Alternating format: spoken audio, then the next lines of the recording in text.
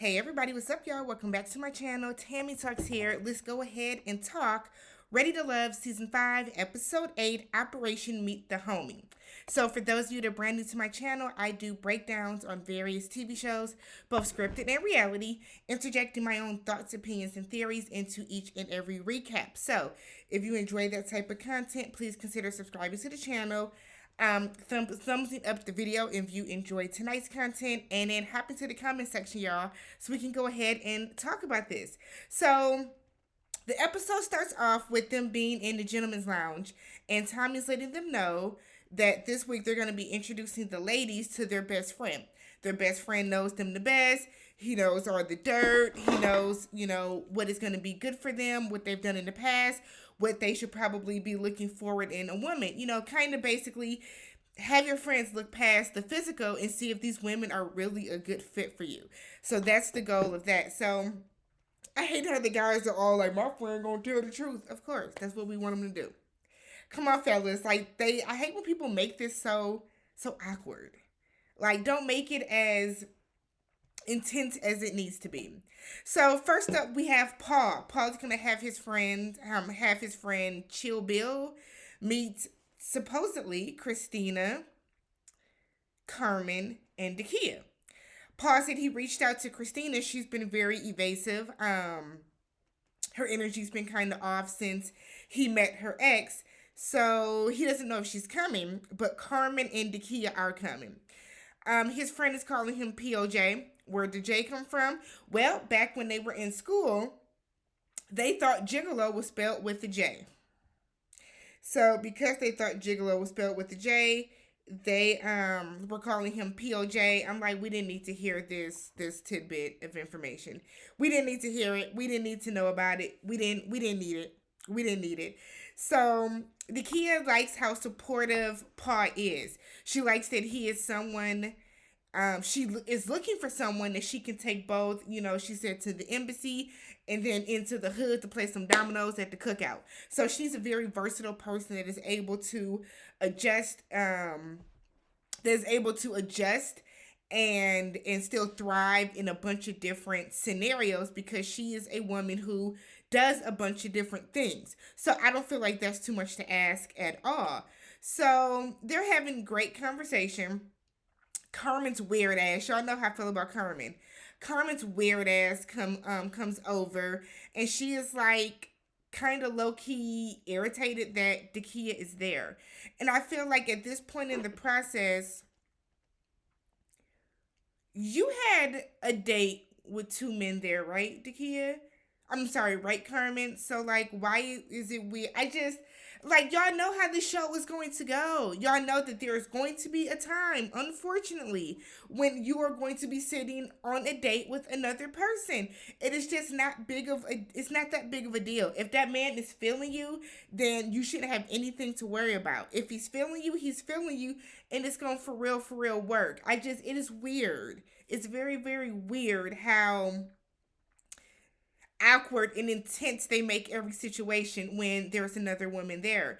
So, Carmen got these blue contacts back in, and Dakia with the shade was like, I thought Clifton told her this wasn't the look, but maybe she's gonna try it again.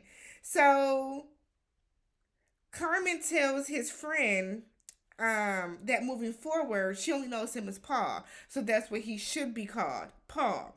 And I'm thinking, girl, you can't tell somebody's friend what to call them. If he calls him POJ because that is like their friendship thing, that's what they got going on, then that's what they got going on. If you don't want to call him POJ, you don't have to. But you can't tell somebody's friend what they should and should not call them. I thought that was very, very weird. So she was being low-key rude to Dakia for no reason. Like, there was no greeting. It was just kind of oh, okay. Carmen is just weird, y'all. I can't quite place it. But Carmen, like, the way that she reacts to some of the other women, it comes across as insecure to me. So Dakia said that she's gonna leave because she's found out all she needs to find out. So she leaves, and Carmen is like, "Yeah, drop that zero, get with a hero." And I'm like, "Girl, not you using these old tired lines from Martin that Jerome used to use, girl, gone somewhere. Carmen consistently does too much. And like I said, it just comes across as very insecure. His friend tells Carmen she looks like she controls men. That's not always a good thing. You know what I mean? And she would say, I don't. I'm actually very submissive with Paul. And Paul was just kind of looking like, okay. Paul had said that there was a softer part to Carmen that not a lot of people get to see. That not a lot of people get to see that he still wants to tap into a little more himself. So we have Tori next. He has Sabrina and Ace slated to come meet his friend. His name is Asher. He wants to go by Ash. He said, because that's more masculine. I said, sure. So Sabrina brings him a gift. It's a candle. Tori is thrown off about that because he was like, they haven't been on the best of terms. Tori acted like, a little ass when she was having the guys meet her ex.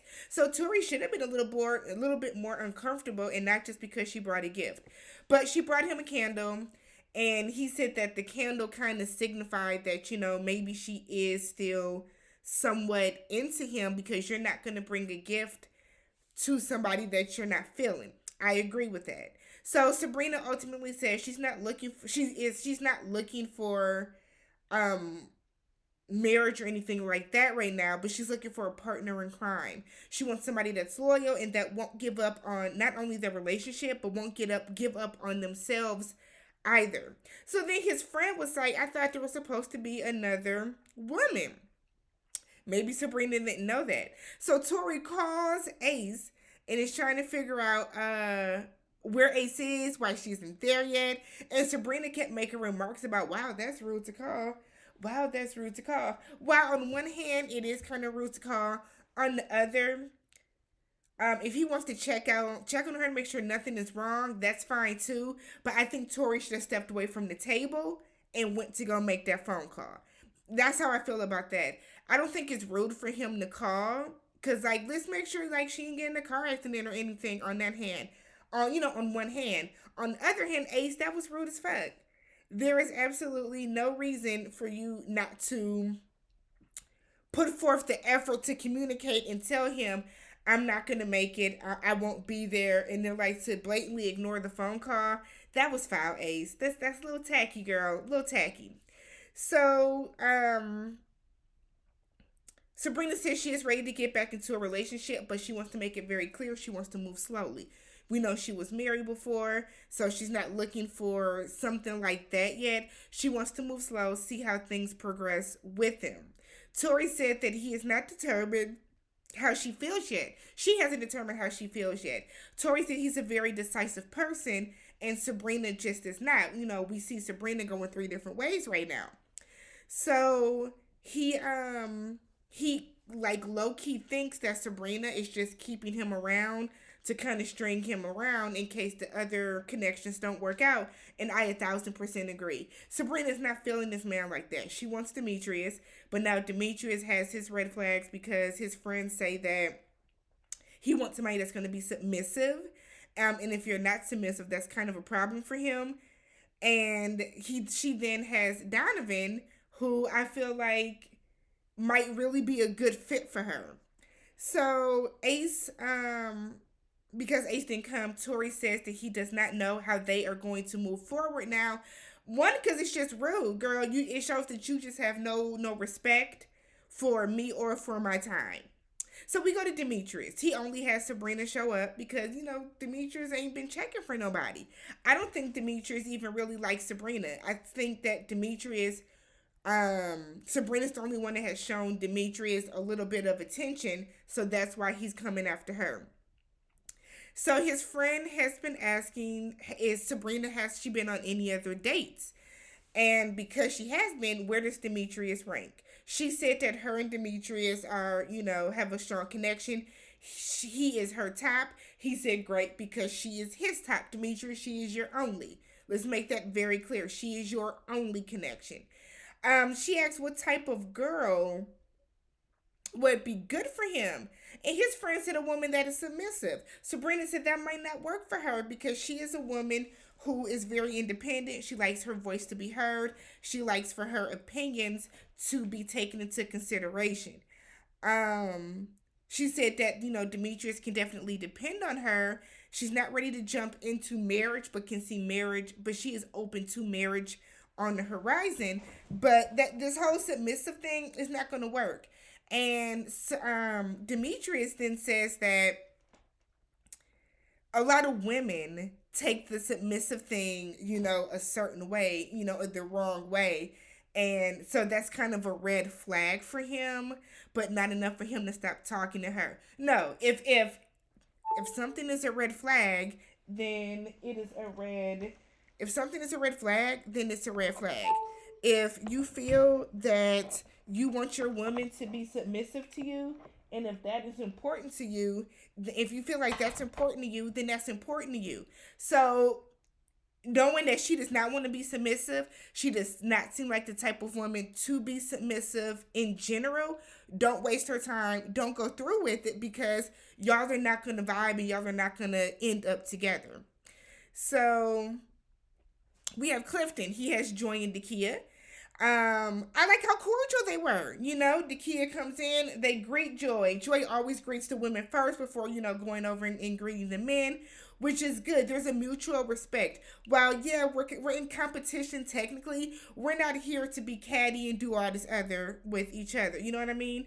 It's going to come down to, may the best woman for the man fit, best man for the woman fit. Like, it doesn't have to be us being over the top dramatical. You know what I mean? It doesn't have to be like that.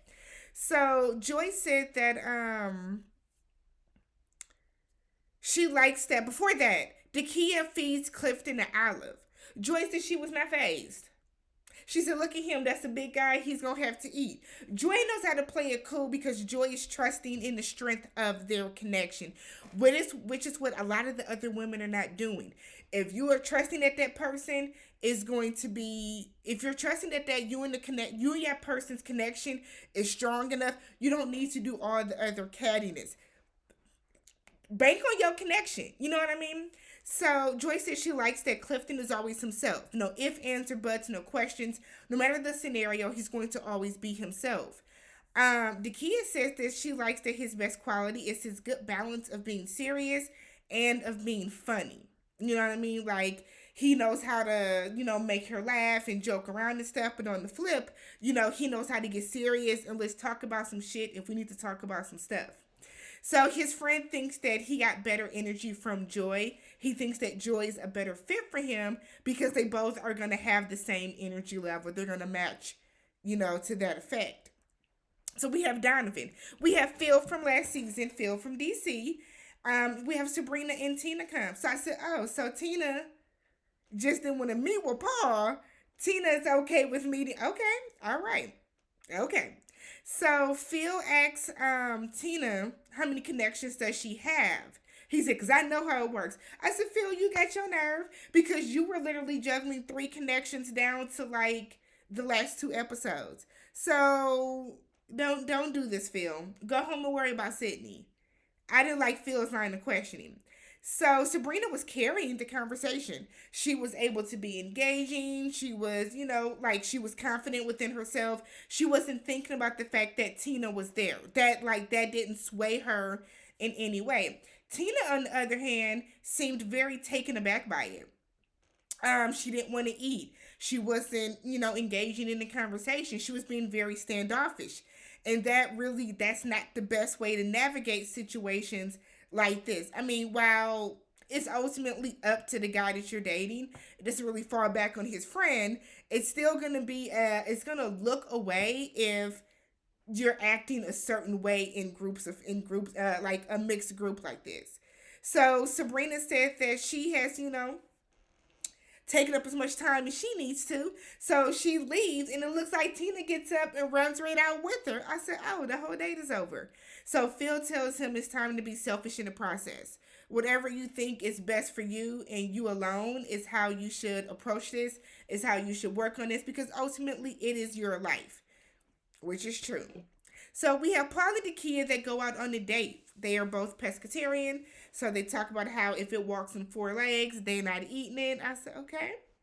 Paul said that he needs someone that can complement his life. He wants you to bring out the positive in him. He wants you to be simplistic in certain ways, but intricate enough to be interesting at the same time. He wants a woman that's about 5'3". He said because to him that's a good height.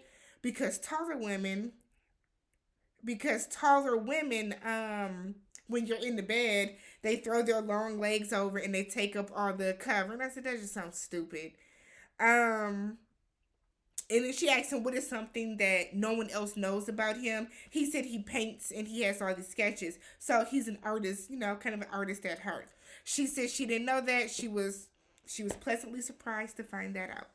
We have Tori and Ace. Tori and Ace meet up, and Tori brings up the fact that she didn't come to meet his friend. She said that it wasn't a slight to how awesome he was in any way, shape, or form. She said, but she sees how he looks at Sabrina. She sees how he interacts with Sabrina, and that is how you look and interact with a woman that you truly are feeling and you truly want to be with. Meaning, you're not looking at me in that way, so I know that you would be settling for me. So I applaud Ace for knowing her worth and putting herself first. She said that she's going to bow out of the process because her true connection was with Laverne. Laverne was sent home. So because of that, clearly she just met somebody outside of the show, and she said she's been dating that person since then. Tori took it with grace. He said that while he does not want her to go, he does respect her decision. And then that's it. That's it. She didn't bows out. I kind of wish they didn't have people leaving every week. I think the show would actually be a lot more interesting if they got to the point where they got to the end and we can just see who is deciding to be together. I think the sending of people home is kind of a disservice. Like, why are we eliminating people?